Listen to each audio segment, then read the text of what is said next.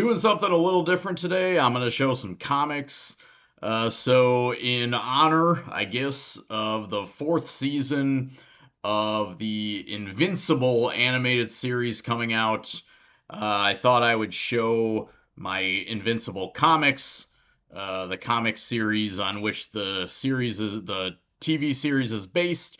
I've never actually seen the animated series before, but I have read all the comics. So let's look at these comics that I have. I'll start off with the single issues. I've got a reprint of number one.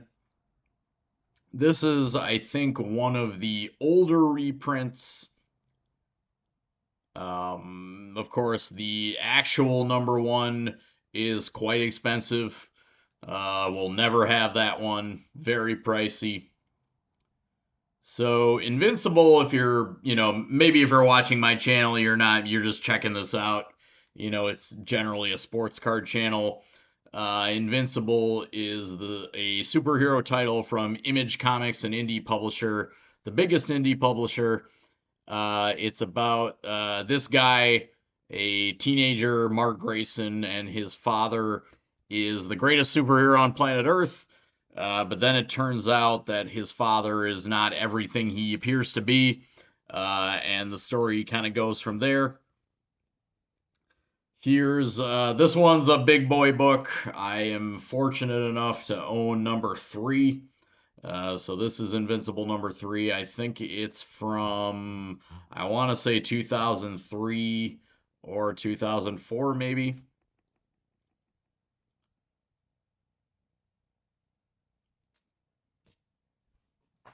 Invincible is written and co-created by Robert Kirkman, who you might know from The Walking Dead. That's also another one of his titles. It was primarily illustrated by Ryan Ottley, who also worked for Marvel.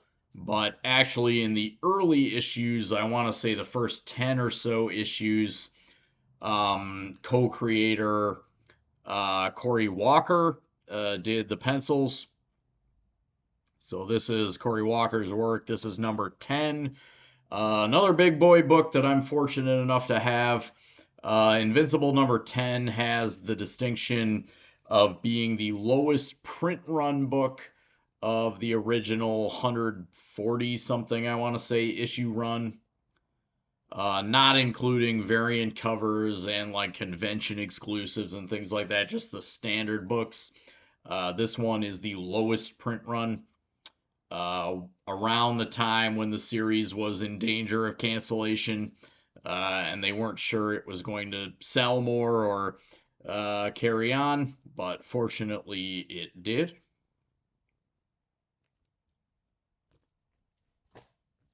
Here's another early one, number 39.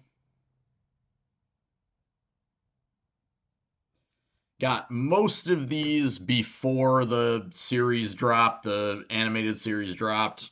Most of these I could not afford now. Certainly not 3 and 10. Like I said, very fortunate I have those. This is number 75. This one's cool. It's a wraparound cover, but, not going to take it out, so.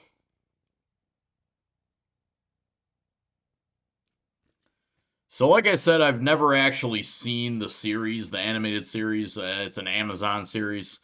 I'll probably try to get around to watching it when it's done, which would be probably in a few years. As far as I can tell, the way where the series is now, it's season 4, and it's probably going to be double that, maybe, or more, a little bit more if they wanted to finish the comic run and stay pretty true to the comics. Here's number 111. This is actually a second print. And Invincible didn't really get too many subsequent prints, second prints or more, but number 111 did. Great cover. And one of my favorite covers of the entire run. So actually not sure if I said this before, but Invincible, if you're not sure about it, it's not like Batman or Superman, where it kind of just continues on in perpetuity. The story does have a beginning and an end. It's done. So the comics are finished, and they're doing the series now. This one is 112. Great cover by Ryan Otley. One of the best, in my opinion. So then, those are the single issues I have. I'm going to show you guys my trade paperbacks, which is how I read the series really. Trade paperbacks, right? These are just collected editions. They usually have maybe 5 or 6, 7 or so issues per volume. So here's volume one. This is when Cory Walker, the one of the co-creator of the series, was doing the pencils, but he didn't last long as the regular artist for the series, and it was turned over to Ryan Otley, who of course has done work for Marvel and such. And Ryan Otley, did most of the pencils for the vast majority of the run, although Cory Walker did come back. This is still Cory Walker, first 10 or so issues. He did come back. And I will say I actually like Cory Walker. A lot of people, like, they maybe if they came in from watching the series and then tried to read the comics and like, ugh. His original style from like back in the early 2000s is a little rough.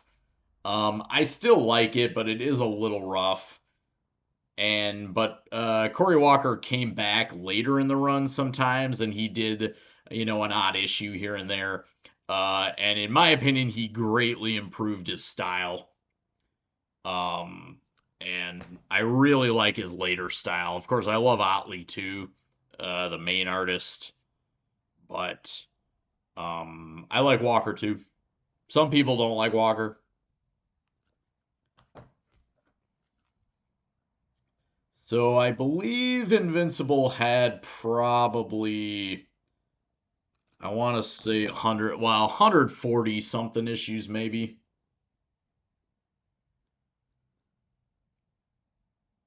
There are 25. These are the original, I guess, first edition trade paperbacks. They're not all necessarily first prints of the first edition, but these are basically like the original edition trade paperbacks.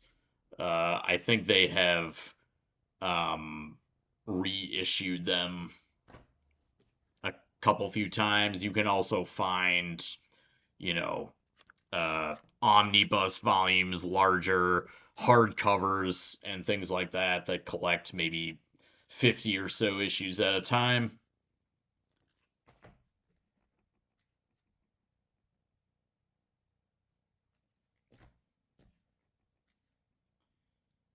So, like I said, I'll probably try to get around to watching the animated series. I do have interest in it. I just figured that, well, I know the story.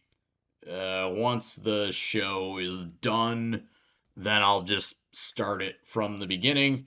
I don't really, to be honest, like, kind of on a related but separate note, I've kind of not into how long series take between seasons these days now. You're waiting like 3 years or so to get, between two seasons of a series. So I'm at a point where I don't really like to watch things that are current.